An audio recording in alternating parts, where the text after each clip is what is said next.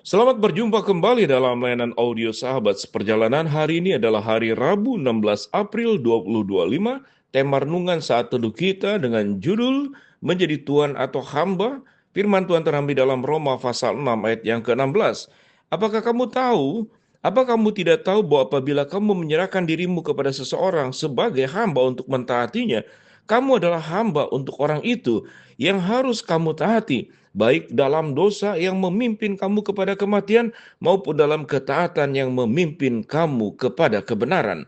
Mari kita berdoa. Bapa yang di dalam sorga, biarlah kami bisa menyerahkan hidup kami kepada pribadi dan sumber yang tepat dan bukan kepada yang salah.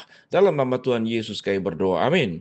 Shalom sahabat seperjalanan yang dikasihi Tuhan. Kalau kita berbicara tentang tumbuh-tumbuhan tidak bisa memilih apa dia itu sebagai jeruk atau kemudian secara buah-buahan apel, dia tidak bisa memilih. Sama dengan seperti kita.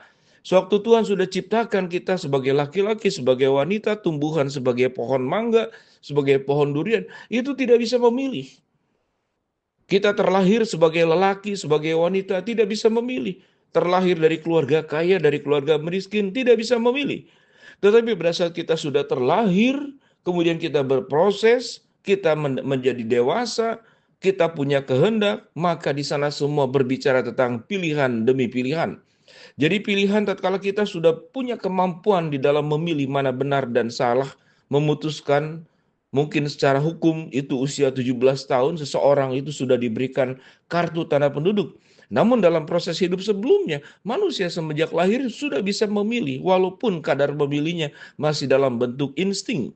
Tetapi manusia itu adalah manusia yang memilih. Kalau kita berbicara tentang kitab Roma pasal 6 ayat 16, ini berbicara tentang memilih.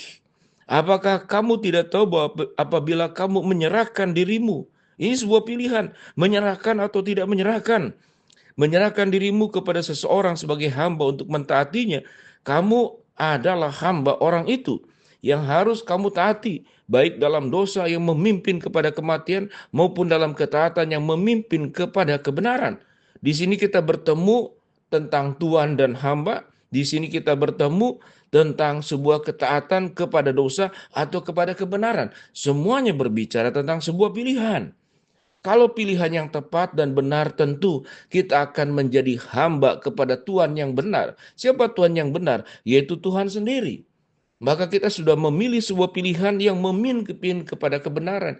Kita menghambakan diri kepada Tuhan yang sesungguhnya. Tuhan di atas segala Tuhan, Raja di atas segala Raja, Sang Juru Selamat, yang di dalamnya terdapat seluruh kebenaran yang hakiki di dalam diri Allah, yaitu dalam diri Kristus Yesus yang datang ke dalam dunia.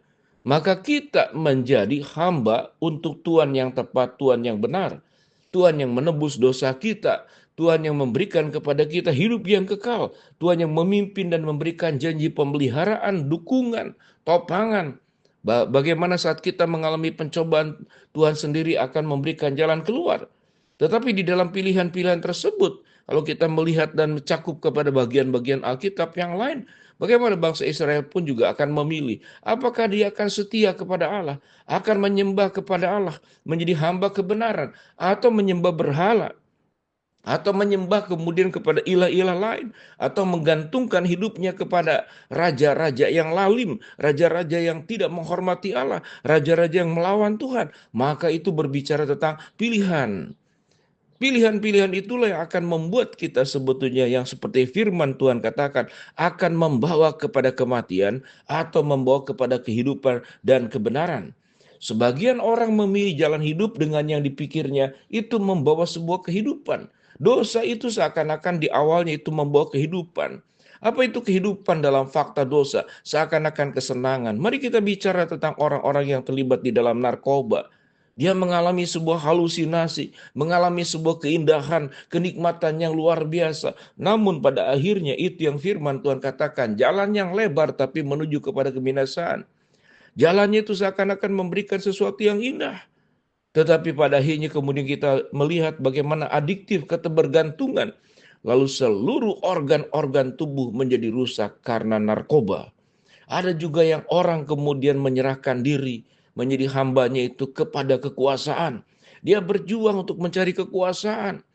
dengan berbagai macam cara. Karena kalau sudah fokusnya bukan kepada Tuhan, dia mencari fokus kepada kekuasaan, maka jalan-jalan yang diambilnya adalah jalan-jalan yang keliru. Dia berjuang mencapai kekuasaan dengan berbagai macam cara.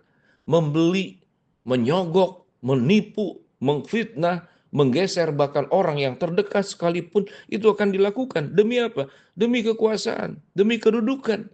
Ada orang demi kesenangan yang kemudian makan. Kita melihat ada mukbang, ya makan sebanyak-banyaknya. Yang kita lihat di TikTok, kita lihat di dalam media-media sosial. Dan dia tidak peduli tentang kesehatan. Sedangkan firman Tuhan mengajarkan di dalam doa Bapa kami yang Tuhan Yesus ajarkan. Berikanlah kepada kami makanan yang secukupnya. Di sana pun punya makna. Makanlah yang secukupnya. Bukan makan berlebihan. Lalu apa yang terjadi? Penyumbatan darah, gagal ginjal, gagal lever, gagal jantung, lalu kemudian meninggal muda, sebuah bentuk yang tidak bertanggung jawab. Sementara anak-anaknya masih kecil, istrinya tidak mungkin bekerja kemudian masih mengasuh anak. Bukankah ini sebuah kehidupan yang tidak bertanggung jawab? Sewaktu kita menyerahkan diri, menghambakan diri kepada kesenangan, menghambakan diri kepada hobi, menghambakan diri kepada cita-cita yang demi sebuah ambisi manusiawi.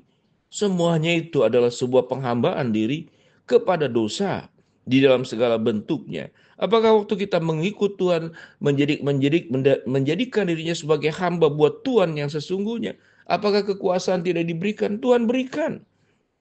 Firman Tuhan berkata, mereka yang direndahkan akan ditinggikan, dan mereka yang terbelakang akan dikedepankan. Kalau kita berjalan bersama dengan Tuhan, maka yang lain-lainnya adalah sebuah anugerah tambahan.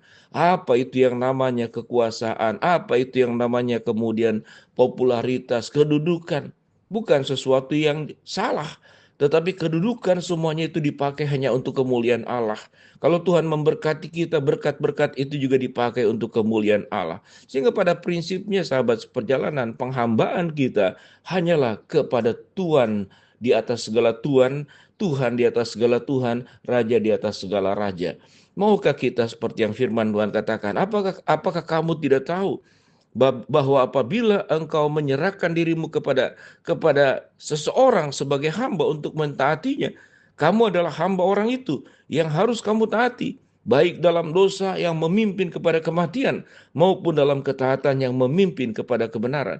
Kita punya dua pilihan, memilih yang benar atau memilih yang salah, menjadi hamba dalam keberdosaan atau menjadi hamba dalam kebenaran, menjadikan hal yang lain di luar Kristus sebagai Tuhan dan Tuhanmu, atau menjadikan Kristus sebagai Tuhan dan Tuhan kita.